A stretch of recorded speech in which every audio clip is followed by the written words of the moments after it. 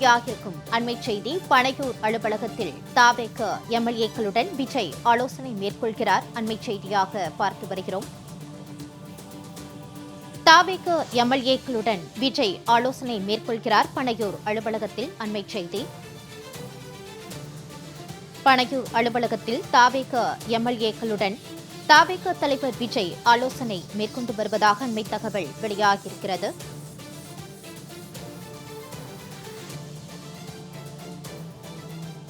கூடுதல் விவரங்களோடு செய்தியாளர் ஜெயலானி இணைகிறார். வணக்கம் ஜெயலானி.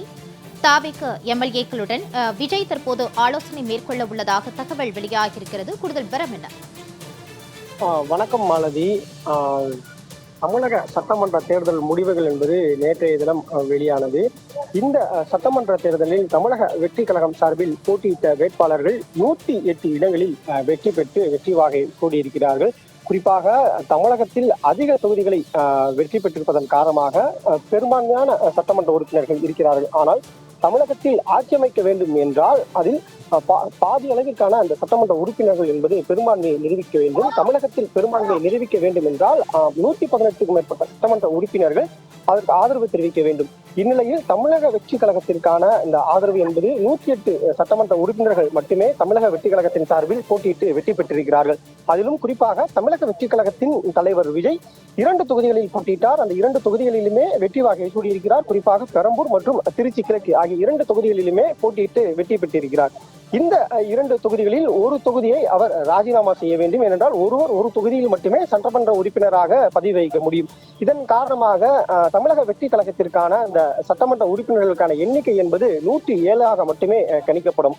அப்படி என்றால் அவர்கள் ஆட்சி அமைக்க வேண்டும் என்றால் அவர்களுக்கு கூடுதலாக சட்டமன்ற உறுப்பினர்கள் என்பது தேவைப்படுகிறார்கள். எனவே தற்போது அது தொடர்பாக கூட்டணி அமைப்பது தொடர்பாகவும் யாருடன் கூட்டணி அமைத்தால் நாம் ஆட்சி அமைக்க முடியும் என்பது தொடர்பாகவும் முக்கிய ஆலோசனை என்பது பனையூரில் இருக்கக்கூடிய விஜயின் அலுவலகத்தில் நடைபெற்று வருகிறது.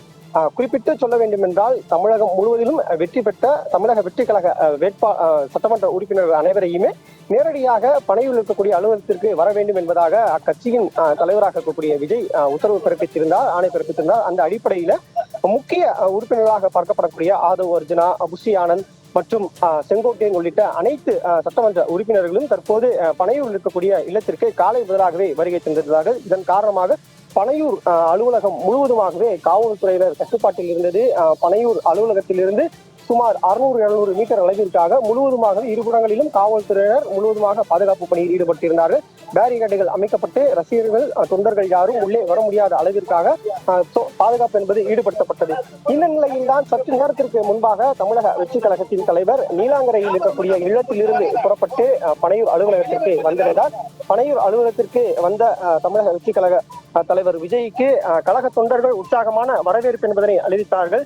அது மட்டுமல்லாமல் அலுவலகத்திற்கு வந்த உடனே கொள்கை தலைவர்களாக இருக்கக்கூடிய 5 மலர் தூவி மரியாதை செலுத்தினார். அதற்கு பின்பாக தற்போது சட்டமன்ற உறுப்பினர்களுடனான ஆலோசனை கூட்டத்தில் ஈடுபட்டு வருகிறார். குறிப்பாக வெற்றி பெற்ற அனைத்து சட்டமன்ற உறுப்பினர்களுமே இந்த ஆலோசனை கூட்டத்தில் கலந்து கொண்டிருக்கிறார்கள்.